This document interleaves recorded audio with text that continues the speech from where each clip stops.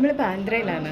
ആന്ധ്രയിലെ ഇച്ചായൻ്റെ നാട്ടിലാണ്. അതായത് ഇച്ചായൻ ജനിച്ചത് നമ്മുടെ പാലക്കാടാണെങ്കിലും വളർന്നത് ഒരു 8ാം ക്ലാസ് വരെ ആൾ ആന്ധ്രയിലായിരുന്നു.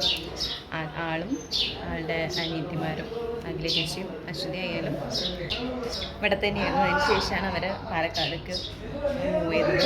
അച്ഛനിവിടെ കടയൊക്കെ ഉണ്ടായിരുന്നു. അപ്പം ഇച്ചായൻ്റെ ബെസ്റ്റ് ഫ്രണ്ടിൻ്റെ വീട്ടിലാണ് നമ്മളിപ്പോൾ നിൽക്കുന്നത്. അപ്പോൾ അവൻ്റെ ഫ്രണ്ട്സൊക്കെ വന്നു തുടങ്ങി. ഒരു കല്യാണത്തിന് വേണ്ടിയിട്ടാണ് ഇത് വന്നത്. അത് കൾച്ചറൽ കാര്യങ്ങളൊന്നും എനിക്കറിയത്തില്ല. അതൊക്കെ എങ്ങനെയാണെന്ന് നോക്കിയിട്ട് വീഡിയോ എടുത്തിട്ട് എന്തായാലും അപ്ലോഡ് ചെയ്യാം. ശരിക്കും പറഞ്ഞാൽ റെഡി ആയിട്ടൊക്കെ ഇരിക്കുകയാണ്. അപ്പോൾ ഈ ഫ്രണ്ട്സൊക്കെ വന്നു തുടങ്ങിയിട്ട് അപ്പോൾ ഫ്രണ്ട്സിനൊക്കെ ഇച്ചാൻ തന്നെ പരിചയപ്പെടുത്തു കേട്ടോ. ഇതാണ് എൻ്റെ കൂട്ടുകാരൻ ജിതേന്ദ്ര, ചെറുപ്പത്തിൽ മസ്കർ. രണ്ടുപേരാണ് ചങ്കുകൾ. ഇത് ഇവൻ്റെ വീട്ടിൽ നന്നാക്കുന്നത്. അങ്ങനെ നോക്കിയത് അവൻ്റെ അമ്മ അവിടെ അപ്പൊ ഞാൻ 16 വർഷമായി അതൊന്ന് പോയിട്ട് 16 വർഷം ശേഷം ഇപ്പൊ കാണാൻ നിൽക്കണം കല്യാണത്തിന് വേണ്ടിയിട്ട് കൂട്ടുകാരന്. കല്യാണത്തിന് പോവാൻ നിൽക്കണം. അടുത്ത പിന്നെ കല്യാണത്തിന് വരണമില്ല.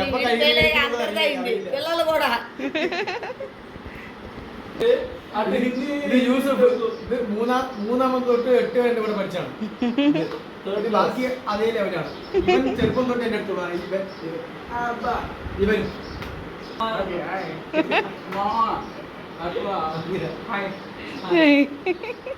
അങ്ങനെ പിന്നെ അവിടുത്തെ ഡ്രസ്സൊക്കെ മാറി എല്ലാവരും റെഡി ആയിട്ട് നമ്മളിതേ ഹാളിലേക്ക് എത്തിയിട്ടുണ്ട്. ചെക്കനും പെണ്ണും ഓൾറെഡി എത്തിയിട്ടുണ്ട്. ഇതാണ് കൂട്ടുകാരൻ. അപ്പോൾ ഈ ചേട്ടൻ നമ്മുടെ കല്യാണത്തിന് പാലക്കാട് വന്നിട്ടുണ്ട് കേട്ടോ. ഇതൊക്കെയാണ് അവരുടെ ഡെക്കറേഷനും കാര്യങ്ങളൊക്കെ വരുന്നത്.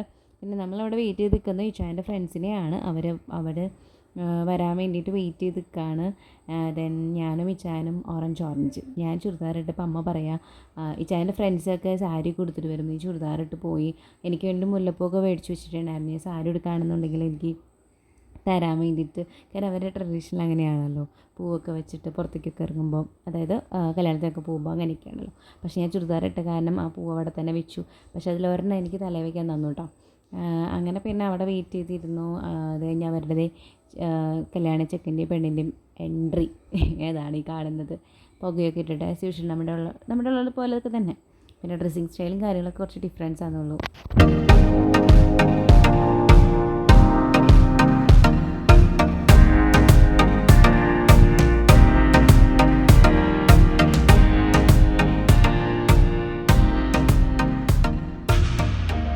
പിന്നെയെന്ന് പറയുമ്പോൾ ഫ്രണ്ട്സിനെ കണ്ടപ്പോഴേക്കും ഇച്ചായൻ പഴയ കാലത്തിലേക്ക് പോയി അവരോട് വർത്താനം പറഞ്ഞ് ഇച്ചായൻ നല്ല ഹാപ്പി ആയിരുന്നു.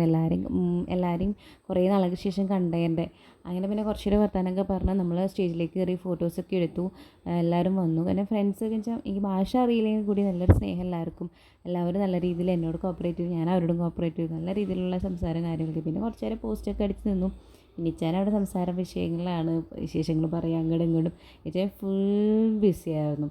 ആൻഡ് എന്നെയും അവർ നല്ല രീതിയിൽ ട്രീറ്റ് ചെയ്തു കേട്ടോ. എൻ്റെ പിന്നെ ഇത് ഇച്ചായൻ്റെ ഫ്രണ്ട്സാണ്, താത്ത ചേച്ചിയാണ്. പുള്ളിക്കാരത്തേക്ക് തമിഴ് അറിയാം. അത് കാരണം കൊണ്ട് ഞാൻ ഒരുപാട് സന്തോഷം. എനിക്കൊരു കൂട്ട് കിട്ടിയെന്നുള്ള രീതിയിലായി. ഞങ്ങൾ ഭയങ്കര സംസാരമായിരുന്നു. എന്നെ പിന്നെ ഞാനിങ്ങനെ യൂട്യൂബിൽ വീഡിയോ എടുക്കുന്നുണ്ടപ്പോൾ അവർക്കൊക്കെ ഭയങ്കര ഒരു ഇതായിരുന്നു കേട്ടോ.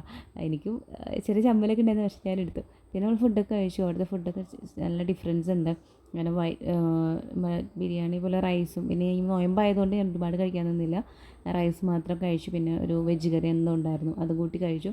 അങ്ങനെ പിന്നെ നമ്മൾ അവിടുന്ന് ഫുഡൊക്കെ കഴിച്ചുകൊണ്ട് വീണ്ടും സ്റ്റേജിലേക്ക് കയറി കുറച്ച് ഫോട്ടോസ് വീണ്ടും എടുക്കാൻ വേണ്ടിയിട്ട്.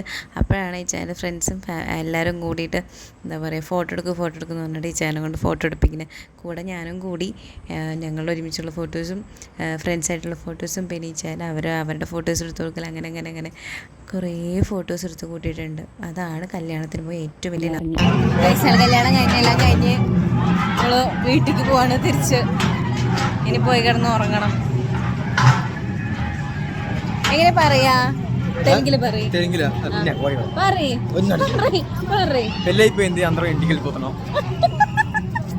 എന്തിട്ട് പറഞ്ഞപ്പോ എന്തോ പറഞ്ഞു.